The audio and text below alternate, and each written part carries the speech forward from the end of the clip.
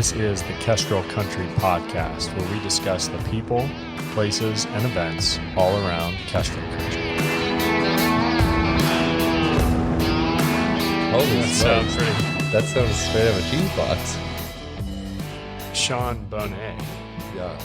thanks for coming in. Hey, it's a great joy. French, I'm assuming? You would think. I'll No. give you the short story. It's a German, but when my family immigrated to Canada, and then my grandpa married my grandma was like, we're going to go for a French pronunciation, for 20th century tensions and whatnot. Yeah. So how would it have been pronounced? Bohnet. Oh, Bohnet. Yeah, and I have a great aunt in Colorado right now, and she still says Bohnet. Oh, that's funny. Yeah. Nice. I don't know how deep the family tension runs, but I know that there's a little bit of a history. That's funny.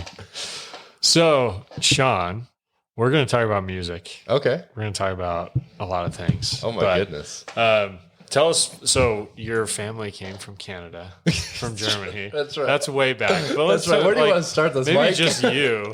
Yeah. How'd you end up in Moscow? Yes. You live here now, and you're running a music academy here. That's right. Yeah. In Moscow. So I was born in Las Vegas, Nevada, and then I moved to North Texas. Okay. And I moved to West Texas, and I moved to Moscow. And so moving to Moscow was a really great intersection of life because my wife's family is from Moscow. Her, grandparents moved here in the 60s. Mom grew up here, went to high school here and everything, family in Spokane. So her side is heavy here. And so between family, I did master's work at the University of Idaho, worked there for a little bit. So you got family, school, and then the big ones for us, joining a good church community and just being in a pretty area. And so those all just came together, and it's like, Moscow, baby. And we plan to sow our death, how do you say that? Sow our death seeds here. We plan to die here. I don't think I've ever heard that phraseology. Well, I was just making things up. And sometimes takes a south turn. Your roots are planted now. Yeah. So you came, when was that? When did you? So that was 2019 when we moved. Okay. Yeah, in June. And did some master's work. Yeah. In music? Yeah, that's right. Okay. I'm a master of music. Yeah. You can call me maestro. That's not what that means, is it? Well, you know what? I'm just going to tell you. I'm going to tell you that's what it means. Yeah, well, you'll... Actually, speaking of like words and what they means, I remember the first time I met you it was in 2019. You were speaking at an event. I can't remember which event actually. I think it was just kind of like a young professional thing. And you were talking about mortgage and whatnot. And you were like, and mortgage means death sentence or death, whatever actually mortgage means. Yeah. And this is funny, Mike. I've never made this connection, but you gave that talk and I was like, oh, we should check that out. And then we went and talked to Brandon Allen. We thought he was a financial advisor. We didn't know he was a home loan officer. Yeah. And all of a sudden we bought a house a few months later. Nice. And you're slowly killing that debt. We are killing the debt. That's right. Exactly. That's funny. Yeah. So master's in music, you're teaching music. Is that something that you've wanted to do a long time? You always been into music? Yeah. How did that? Well, I've been in music for a while. Really dove into it in my adolescence and throughout high school. Went to college. Actually, didn't intend to do any more musical studies. I really went to college to swim. And really? Yeah. You were a swimmer. Yeah. Competitive. Yeah. Competitive college. collegiate. Yeah, that's right. Where did you go to college? Wayland Baptist University. Okay. Yes. And that was Texas, West? Yeah, West Texas. Okay. So NAIA division. So, I kind of went to college I'm going to do the sport and get a business degree thing. Yeah. Communications. That's right. Well, and then I went, thank you, Mike. And then I changed to communications. Mm-hmm. And then, changed again. And then finally, it was realizing a call to education and then mixing that with the passion of music. And and then just set off on the track from there. And that's how I kind of got on the trajectory to be doing what I'm doing. So did you play a bunch of different instruments, vocal? Like what was your musical? Yeah. So I think, started out, it was like vocal and guitar, piano. And so just working those things, and then, and trumpet too. So I guess it's actually not a story. And then I just kind of stayed with those things, off and on. And then in college, studied them all. I think, primary was doing vocal stuff and piano, and then was doing trumpet as well. Okay. Yeah. So it's a small school. It's flexible to be in many ensembles and take different private lessons, and, really great program. So I had good professors let me explore. Do you have a favorite instrument then? Well, let me start with this. Philosophically, the voice is the most important instrument, and then the piano, and then, it's up for grabs. If you like the harmonica, the sackbut, whatever you want after that, go for it. Yeah, I don't think I have a favorite. It's kind of like children. You love them all the same, and you want to be around some at different times. Yeah, that's good. Yeah. That's good. So by the time you came to do your master's at U of I, did you know that music education was what you wanted to do? Yeah, that was pretty clear. So I did a lot of, finishing up my undergraduate, diving into education, developing a framework and philosophy for that, getting passionate about how I wanted to teach. And then just some of the details just kept coming along. So coming into moving here, knowing that's what I want to do, but holding it with an open hand. Like if it's, it's just not working out, so I'll just go on to whatever, industry, just because I kind of stems what I mentioned earlier. Like I love education, so I love to learn and I like to teach, and I can do that in any field.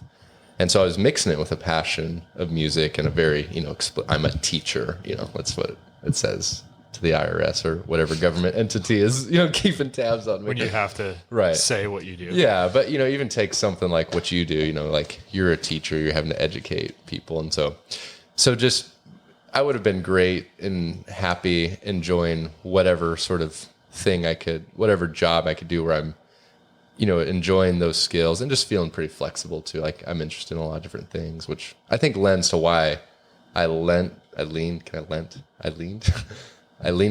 towards the academy model, so I could kind of be a CEO, a director, and then just dabble in all the other things that make a business go. Yeah, well, that's I think the super interesting part, right? Is that's, I don't know, maybe you tell me, is that unique? It seems to me like it's maybe unique. It's unique, yeah. And was that the trajectory right out of your master's, or were you looking, or did you work somewhere else? Right. Doing that's a music great education, question. or was it like, hey, I'm just going to start a business. Let's go. Teaching music. Give me an LLC and a logo. It's easy. In Idaho, you just go fill out your LLC paperwork.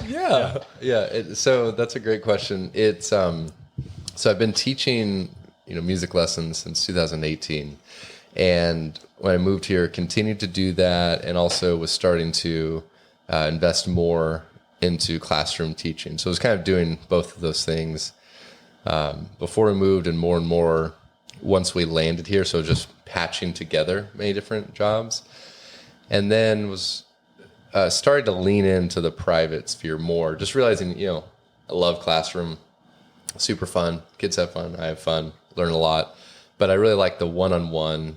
I like what I can teach. The effectiveness of the teaching there.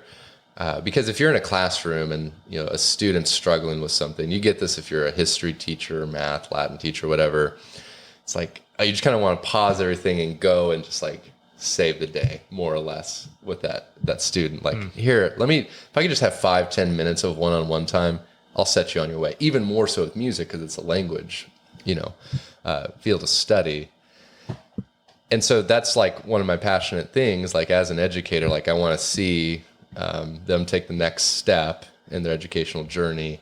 And so I get to do that one-on-one, which is great. But then also I like the personal interaction. Like, I can see them grow in both like a seriousness and a funness in lessons, because I like to have fun in lessons and joke with them.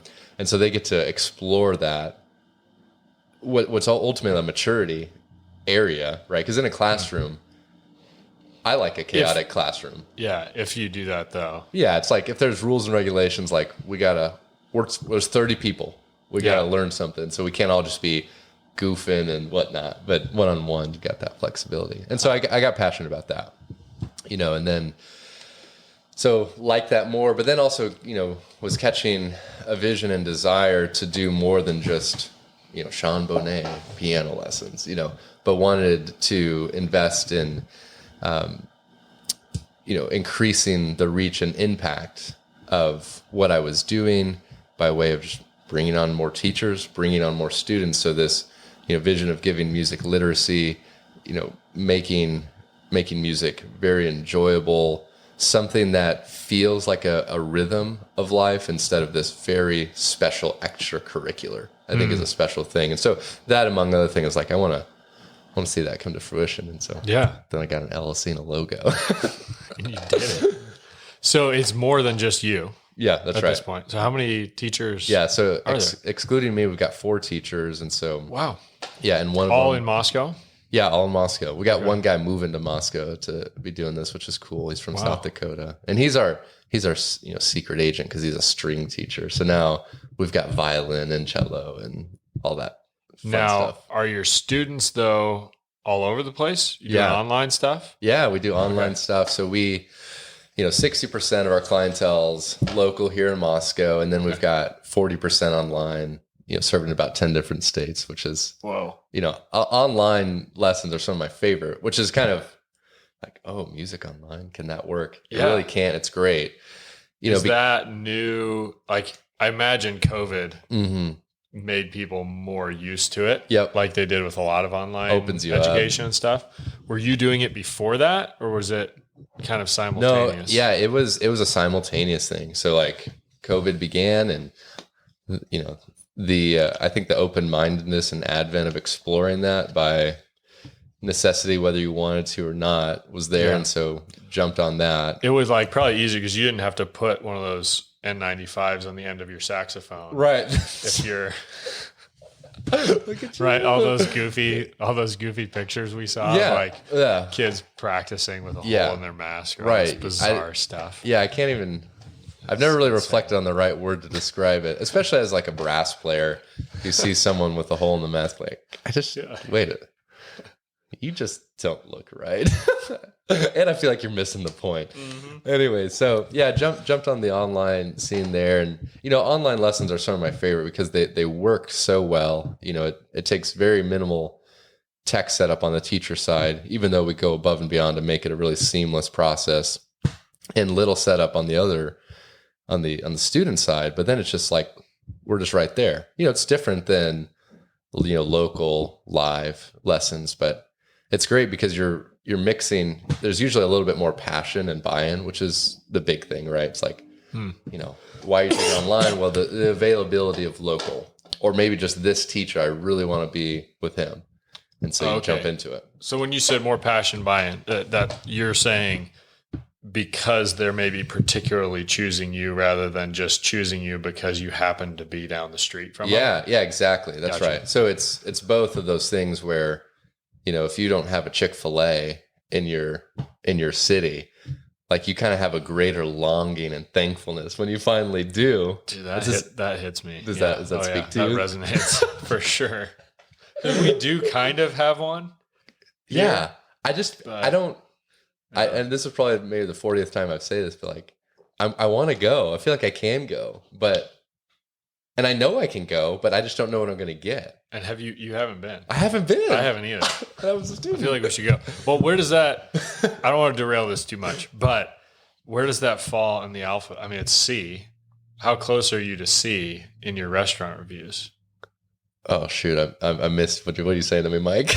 So all of a sudden we started talking about Chick-fil-A. Oh, okay. I'm with it. You've done Applebee's. I'm okay. Yeah, that's right. All right. You're so Christian. Should we come back to that later? No. Let me. You opened it. You opened the door. I wasn't going to be able to get through this podcast without talking about restaurant reviews. Okay. All right. Because let me open the door. You and Carson. I mean, there's a lot of great stuff on the internet. Like those are up there. Oh, and I think it's because I know you and Carson, but it does make it special. Well, so to everyone living in the dark, because I don't know how many of the listeners are just vicious Bohnet Music Academy fans. Instagram. Yeah, that's right. So, one special thing about the Academy model is I've got a leadership team that helps, advises, and coaches me, and one of them is a director of operations. His name is Carson. And I don't know why, but I'm on this kick of like, I'm going to do everything in Moscow. Like, for instance, my wife and I were walking every street in Moscow. I've seen that too, which is cool. Yeah. And so we're coming in the end of that. So everyone get ready because we're going to have a party to celebrate that, where it's going to be like this big walking parade thing. People are going to see it and like, oh, is that some like pro-life or BLM or like, what is it's like, no, the Bohnets just finished walking all the streets in Moscow. So we're just going to have this big parade. So are you doing that on the last street? Yeah, the last street. And so everyone, we can all finish together and then we like have a barbecue. Which is great for people who didn't want to do it at all because they can feel like they kind of Here you go. Street one, only do done. It for a day. Yeah. Well, that's one thing. Like, I think more people should do these kind of things because they're so fun and they're simple. Like, hey, we're going to walk all the streets in Moscow as a family. Well, that's super cool. And guess what? Now you have family activities planned for the next 2 years. Is that about what it's going to take? Yeah. We started in 2020 and we've kind of been turtling along, but yeah. So I'm hopeful we'll finish this summer, early fall. So nice. Anyway, so pivoting back. So we're therefore, my director of operations and I, we're eating at every single restaurant in Moscow and then giving them a video review. And so we're in the eyes to answer your question. You're in the eyes. Yeah. Iron Walk is next. Well, but you just said you haven't been to Chick-fil-A. This is good. This is very confrontational, Mike. That's a C. I mean, you're correct on your alphabetical knowledge. I'll have to talk to my director of operations and see. He made the spreadsheet, honestly. So okay. Let's blame him. He maybe just missed like for you. Yeah. I think we just, sucked it from like a website. Like here's all the, but be ready. One of our, one post ideas, like here's our list. Like what are we missing? And so Mike Church has made his input. We could criticize at that point. That's right. So you made it to I. How many are on the spreadsheet? Totally unrelated to music, but but it's interesting, and music is interesting. I think there's around 30, a little under. Okay, and so it's going to be good to get this sort of internet post to see what are we missing, what are the lunch places. Some things aren't open. Like I don't think Nectar is open, so sorry, Nectar, you won't get our because you're highly acclaimed review. Lunch. We're just eating lunch. Lunch at all those places. We might we might throw on a suit and do a dinner. Are you ranking them? Or just giving them a review? Well, we're just reviewing them, and half the time we forget to actually review them. Like give them a score. We just kind of rant. No, we don't rant. It just depends. Just debrief. Yeah, we debrief, and then we're like, oh yeah, let's score. How are we measuring this? Is it 5 stars? Is it thumbs up, thumbs down? Is it 1 of 10? Is it out of 100%? We just kind of make stuff up. Yeah. All good. So back to talk about music. Now I'm going to try to remember. I'm going to run back down Academy the model. So it was Chick-fil-A, and you were talking about the fact that if you don't have it locally, you long. You long. Good, Mike. Good. You long for it. Good. Yes. Okay. Online. Why would you do online lessons? Yep. Good pull. Okay. If you don't have music, good music lessons in your area, you might seek it out, find where you can get it. And then on the other side, you'd be like, I really want, Mr. Greaser teaching. Well, guess what? You can have them, right? Online. Limitless. If you're in China, the time zone might be hard, but I've got a student lined up to do to be in China and do lessons. Whoa. So cool. We're about to get international. Yeah. Bohnet International Music Academy. That's right. Oh, that's good. So you've been doing that since 2020. Yeah. And it's going well. Yeah, I think so. Yeah. I think. So what all do you have? You said you're adding strings. Right. Yeah. So, the main thing that we emphasize as we'll see a little bit earlier is like, the voice is the most important instrument. not only it's because it's your instrument, but it's also the instrument that you learn music the best with. So if you can learn to be a strong musician with your voice, you'll be a strong musician if you play the clarinet, the saxophone, the piano, the guitar. And so everything that we do, it's like voice plus. Like, so you're going to study the piano, but you're also going to get to be a strong singer as well. And it's not like opera, private voice lessons. It's just more like we're singing, making your voice strong, and we're, developing your sense of pitch so that, when you're singing with your family on the radio, when you're singing in church, it's like, yeah, he sounds good, right? No one's going to be like, oh gosh, Mike is singing again, and then people may not be like, Mike, oh my goodness, you angelic voice. I mean, we're going to get there, but it's kind of like, we just want you to be a strong musician through and through. So it starts with the voice, right? So then we've got piano, guitar, violin, cello, double bass, and trumpet. So that's kind of our spread. Double bass. Yeah, and then trumpet. Boom, boom, boom, boom. Yeah. Yeah. Wow. So that's our jazz. That's our jazz area. Nice. Now, I feel like at least my I was going to say sorted, though that's probably wrong. Oh, I kind of like it. Like chocolate? Are you a box of chocolates, Mike? No. My past experiences in music lessons. Okay. Right. Part of that was always performance. Yeah, that's right. Recitals. There you go. That was the word I was looking for.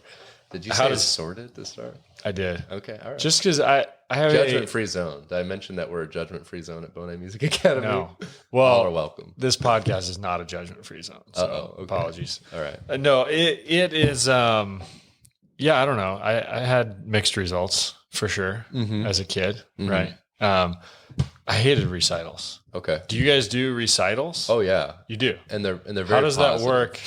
That's good. Do you zoom in people? No, but that's online? a funny idea. So we do join them. What we do is sounds. Yeah. Or if you do it online, do you get to avoid the recitals? No, you don't get. If you're online, you don't get to. If you're 50 and plus, because we do teach adults. If you're 50 and plus, you can maybe opt out, maybe. But let's see, recitals. We do recitals online. What they do is they record their performance. Okay. So it's a different experience, but it's still a valuable experience, especially like if you're going to go audition for a college. It's often that you send in a recording. So you want to kind of be comfortable with that. And so they kind of get that, while also missing out on the live component, which is valuable. So there's a give and take, but they record, and then we record our local recital, and then we put them together. So it's like the local recital and then the online afterwards, but they're on the program too. So they name drop. So how often do you do recitals? We do 2 a year. Okay. We do a spring one and a Christmas one, and they're really recital parties because it's we do our performance. We not only get to do our individual thing, but we come together in an ensemble form. Like everyone's in a choir. You're always, and so we have. That's cool. Yeah, so we have a choir that does that. We also have a band and upcoming orchestra too. So, but how many students do you have? About 80. Wow. Yeah. So it's a great blessing. Speaking of 80, I was reminded of my first piano teacher was over 80. And speaking of recitals, you're the king of transitions. I remember the recitals would be, we went to her, she was in like not a nursing home, but like, oh no, Mike. Certainly an assisted living home. No, Mike. And so we would go. How old were you? I was a kid, maybe 5. Okay. 6. So I don't know. This is quite an experience. Like you're walking into fluorescent lights. Oh yeah. Like up the little elevator into her apartment. And then she would teach us there. And then, but the recital, she didn't have very many students, which maybe made it worse. I don't know. But it does. This part was kind of, I mean, at the time I didn't like it, but it was kind of sweet in hindsight. So the recital would be at the old person's home. Oh, that's great. In front of all the old people. Oh, that's great. And so they would come in, and it was great. Like I'm sure just like, it was probably the highlight of their year, right? Oh, like exactly. They just loved it. Yep. For me, it was kind of like playing the piano and but. Anyway. Is he still breathing over there? Yeah, that a major well, I think you're right. derailment. Like, no, I mean, you get to serve, which is the biggest thing that you want to do with music. You want to share it. Like it's private lessons, but it's community facing, like your home, your church, your community, your school, wherever you're going, like you're going to be a servant there and a leader there. When you do recitals, when you have a small recital, the reason that's worse than if you were playing for 1,000 people is because you can see them and they can see you, and that they're probably focused on you. When you're performing, for hundreds of people, half the people are checked out. Like I tell my students when they're playing like a big sonata, it's like, you know what? If you mess up on this page, that's probably okay because they're probably not listening. And that's not like a shot, but that's just kind of like, that's how we are, but we're building more musical comprehension skill. But it's like where we're at, it's hard to kind of, the minority are people that are like just really soaking up every detail that you put into it. It's kind of like when you go and eat somewhere, it's like there's a lot of labor that goes in. Or if you go to someone's house, they had to clean, they had to plan a menu, they had to go buy, they had to prep, they had to cook, and you just kind of come in and make your mess and go, and then they have to clean, and then probably debrief from what horrible thing that you might have said. This is what people think when I come on, but it's kind of like that, with music too. You like do all this work and they have a good time. They're like, oh, that was a nice piece. And you know what? You start there, right? And then you get the other nerds who are like, oh, and page 2, system 3, measure 1. I just really like the difference of, how you accentuated that downbeat. I'm like, thanks. I did too. Oh, fellow music nerd. Yeah. Yeah. So where does Bohnet Music Academy go from here? Yeah. So the online thing fascinates me because it seems like, how do you make a music academy business go in a small town? Yeah. Well, is a lot of your growth from the online, or is it? I mean, there are a lot of kids here. Yeah. Well, I mean, it's a not mix. just kids. You said adults. Adults. Yeah. Well, there's a lot of people hungry for music here, which is great, and so that's like a huge impetus. I think that's what makes the thriving local thing happen. But then, like the Chick-fil-A thing, there's a lot of hunger for music literacy online and abroad. And so, we're serving it up to them. We're, meeting the needs. I forgot what even you asked me, but I just started talking about just how we growth. like to love people. Oh, growth. What's next? Where do you see it going? Yeah. So, we've got a 1, 3, and 5 year goal. And excuse me. And I think, we get to 5, that's kind of like my big, hairy, audacious goal. And that's like probably where I might want to cap the operations. And so that's like,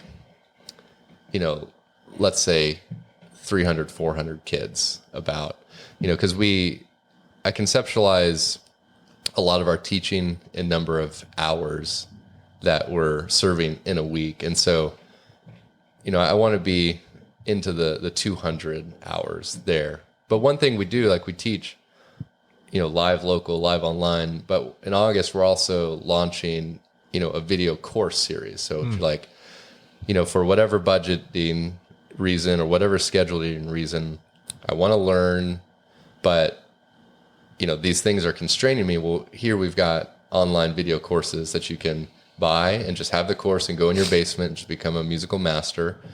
And we also have a hybrid option too. So you can have those courses and then once a month you check in with a teacher live, whether it's online or local, for 30 minutes and be like, wow, you're doing great. Or like, you weren't watching the video I was watching, And so that'd be, those just create different, points for clients to come and, get the gift of music. Yeah. What can you talk about the cost a little bit? Like if somebody's thinking about getting into it, thinking about getting their kids into it. Yeah, that's great. So what's the kind of, do you have a price already for that product on the low end? And then what is somebody looking at as far as investing in their music? Yeah. So like the lowest level of like financial investment that you could do is, the video courses for piano, which is kind of about a year's worth of content. And that's $96. So not bad, especially when you parse it over 9 months. That's like less than $10 a month. And then there's also for the hybrid option, that'll be $45 a month. So you're getting all the videos, and then you kind of sign up for, like a season's worth, like a school year or a summer's worth. And that's about $45 a month. And then when you get into, live lessons, if you're doing 30 minutes each week, we have a tuition model, so that's $155 a month. So, a lot of options and just creating opportunities to serve more people, because that's the whole point of the academy, is to increase the reach and impact. And we want to kind of be aware of what people can do and can't do. Yeah. So this is your full-time gig, but are the rest of your teachers part-time? Yep. Doing it? Yeah, exactly. Part-time. And then, sorry, I've got to make sure that the camera's still recording here real quick. Sure. It has like a weird time limit thing. Oh, really? Cool. Nice. So yeah, you're full-time. This is your full-time gig. Yeah. Has it been full-time since you started? Yeah. So I think when I made the jump, way to go. Yeah, thanks. When I made the jump, it was like, I'm going to do this. This is full-time. I'd like it to be a little bit more full-time, and so just made that leap of faith, and God blessed it. And right now I'm full-time. My wife serves as, director's assistant, and she's a rock star, by the way. You know this, doing a family business thing, how great it has. Yeah. So she's doing great. Anyways, it's really fun. I love my wife. It's really fun to work with your spouse. Yeah, for sure. Catherine makes everything go.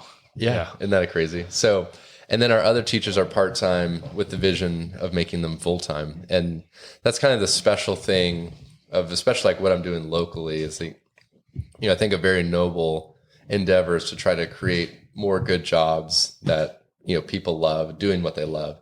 A lot of people love music, but when you think about music and you're thinking about a vocation, it's kind of like has this ministry context, like the poor, starving artist vision. Yeah. You seem like a supportive father, but if James came up to you and like, I want to be a music teacher, you'd be like, have you thought about real estate? Let's have an intervention. That's right. And so, one glorious goal that I think would be great to achieve, especially locally, is like, I want to go into software engineering, or I want to go into teaching music. And teaching music not only is available, but a very viable career in terms of income. And so we want to price ourselves to, reflect the great value and work that we pour into before, during, and after the lessons, but also something that, a husband could have and support his family with. Yeah. Especially because that's awesome. It's so filled with a lot of moms and retired people, which is great. Some really old people. Some pushing 80 even. Yeah.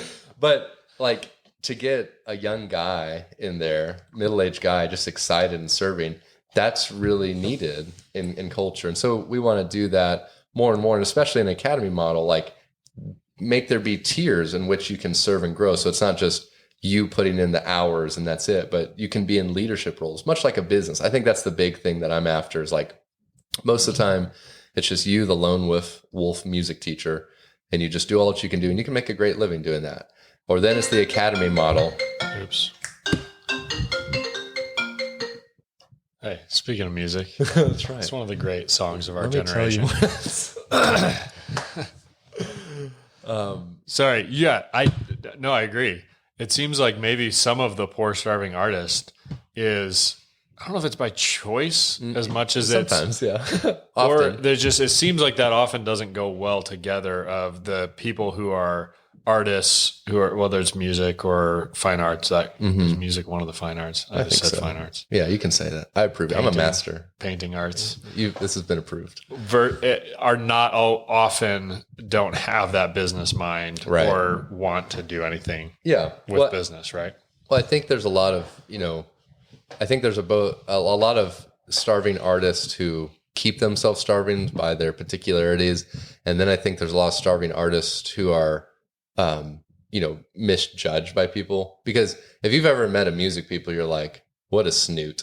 or, what he is so pretentious. And they're oftentimes are not, at least, the people I know, they're really great people, but there can be that perception, right? But then you even go, let's say, oh man, he's great. But then this is that business minded end is needed, right? It's so hard because of the lack of jobs and industry there. Like I can be a great software engineer and go and plug into a corporation. Yeah. And you don't have to worry about sales. This is the E-Myth. Have you read the E-Myth? Yeah. Oh, yeah. Exactly. And so oftentimes musicians, artists, whatever, they have to be CEOs, they have to be entrepreneurs. And it's just a lot of work. And not only is a lot of work, but like it's sometimes just not that interesting. Like I think taxes and accounting are interesting. You do. I don't want to do them, but I think it's interesting to, understand and like manage them a little bit. So that's why I like doing what I do. And, I think just kind of the giftings that make doing this work because I enjoy it and I don't mind it. It's a lot of work, but I enjoy it. Well, and then you can allow others who maybe don't want anything to do with business. Right. But they would love to teach music, and you can provide that framework for them, provide that ability, that job, and give them an opportunity where they can be heavily invested to and invest in the career, right? Because I want to really plant down some deep roots and some thick concrete walls, so that other people can really just make a use of that legacy. Yeah, that's the goal, at least. That's awesome.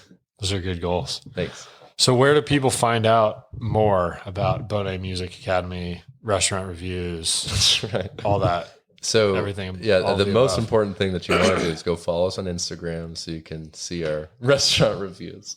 The best place is our website. It's bohnetma.com. My name, as we talk, this French German is hard to spell. So it's BOHNETMA, which is for Music Academy, not master. Although you do have your master. That's right. So. That's right. It's Bohnet the MA. I probably won't get my doctorate because of my view of that whole fiasco. But then I have to like change my website to bohnetdr.com. But yeah, it's bohnetma.com. That's a great place where you can get some more information. Contact buttons are there. You can email office@bohnetma.com. You can email Sean at and you're not full. You have room. You can take more. That's right. Yeah. Let the floodgates flow. And we've got a month, right, until our school year term starts. So the arc is still open. There's time to get in, people. Now, that is a good question. So do you have a site where it's like, okay, well, you've got to be registered by thus and such a date? Or do you have people that's like, hey, we're going to take it for a couple months. We're going to do it. Yeah. So that's a great question. Man, you got these good questions, Mike. This is what I should be telling you on your podcast too. So yeah, you want to jump on and get in the full cycle of a school year, of a summer term. But if, it's like November and you're like, oh yeah, we should be doing that. You can jump in at November, and then the commitment is like, just finish out the school year, right? We're flexible. Life happens. You're like, man, I hate this. I don't know what I thought it was going to be good about it, but it's not good. I'm done. You're like, okay, here's your refund. We probably won't give you a refund. You don't want to keep teaching them. Yeah. While they just hate it. That's right. Yeah. So we have their parents are making we have contracts. We try to do things really cleanly. So whenever you sign up, whether it be in August for the September to May thing, you're kind of locked in to 9 months. If you jump in November, same thing. Like we expect you to finish out, but we try to be real people and flexible. Yeah, nice, good. Closing thoughts. Anything we didn't cover that you want to talk about? We talked about Chick-fil-A. And thick concrete walls. I think my I do have a closing thought, Mike. What are you talking about? Is an encouragement. So, it sounds like you had a weird, maybe not weird, but an interesting musical lessons experience. I was mostly on my own, on myself. Do you have positive ones? No, I was going to give you another negative. Oh, good. While we're on the judgment free. Oh, yeah. I got fired. So I had, as a student, like this story already. Oh yeah, it was not good. I had my parents bought me a trumpet Yes, And Mike. Don't tell me that. I played the trumpet. I'm gonna headhunt you. Oh, dude, it was join my band. My parents got me a nice trumpet, and your boy's good trumpet. Found me a good. It was a box Strad. Oh, what? Dude, it was nice. Why did they get you a box Strad? Exactly. That's the question. Why? For listeners, that's a very nice trumpet. It was they bought him a Dodge Challenger. And they were kind of helping. The longer story is they were kind of helping somebody out who needed some money, and they had. And anyway, oh, good for them. So I had this trumpet that was way too nice for me, and we would drive like I can't remember the guy's name. They drove me like long ways for these trumpet lessons, and I was a bad student. I didn't practice enough, and the guy literally was like, "I'm not going to teach you anymore. Oh, like I don't want to take your money." Like that was embarrassing. That was rough. Gosh. So anyway, that's full. So yes, I had some mixed results, some ups and downs. I ended up playing in the band like in high school and stuff. Yeah. But, you're about to start the Bohnet Music Academy band. Just so you don't like come hunting for my box Strad. The people ended up buying it back. Oh, okay, which was great because he was a great trumpet player. It was good that he had it. But and I got something. I don't remember what. So you got a really nice trumpet that. And I guess you're saying that doesn't mean you're really good if you get really nice equipment. Exactly. It's about the player. And that's a little bit, that's a little bit maybe my story. I'm like, at a time, like I had really nice golf clubs. I was terrible at golf. Like I'm one of those, I know a lot of American males, I think, try to like make up for like, instead of practicing, I'm going to buy really nice equipment and then it'll be awesome. Right. Like you look good out there. But. Yeah. Yeah. Okay, that was a total tangent. But no, thanks for. But yes, this is a very good leap into my final thoughts, which are a lot of people oftentimes have a negative experience in music lessons or music experiences. Sometimes you kind of have your odd ones, like you, Mike, but it's more often the case of like your mom or dad were like, "Can you just stop it? You sound awful." You're never going to forget that. You who are listening, you know exactly what I'm talking about, and you haven't sung forever. Or, I don't know if this is better or worse, your choir director, your 7th, 4th grade choir director, like, "Hey, I'll give you an A if you don't sing in this next concert." Ooh. Literally had a woman in her 50s come to me and say that. No. And so we did lessons and broke that down. So anyways, when you do music, everybody loves it, but everyone has an opinion on it, and people can be very critical. And, you know, musical experiences are a lot like religious experiences, are a lot like math experiences, are a lot like food experiences. If you have a negative one, it's just tainted, right? And you just stay away from it. So anyways, all that to say, my final, word and encouragement, I have a benediction, is if you had a negative experience, if you think, I'm scarred or I'm not musical, I can't sing, I can't, match a pitch, you were made musical,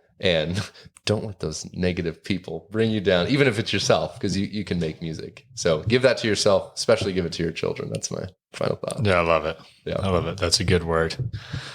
Thanks, Sean. You're welcome, Mike. I appreciate it. I'm looking forward to the rest of the restaurant reviews. Yep. And I do think maybe you don't rank them all, but you got to at least have like maybe your top 3 or something. No, that's a good idea. You need to get in those comments, Mike, and set it straight. Similar to like your big party at the end of all your walking. The best streets. You'd be like, all right, here's Carson and Sean's favorite restaurant. Yeah, that's good. Just, noted. It's in there. Good. All right. Thanks, Sean. You're welcome. Thanks for joining us. Like, share, subscribe. We'll see you next week.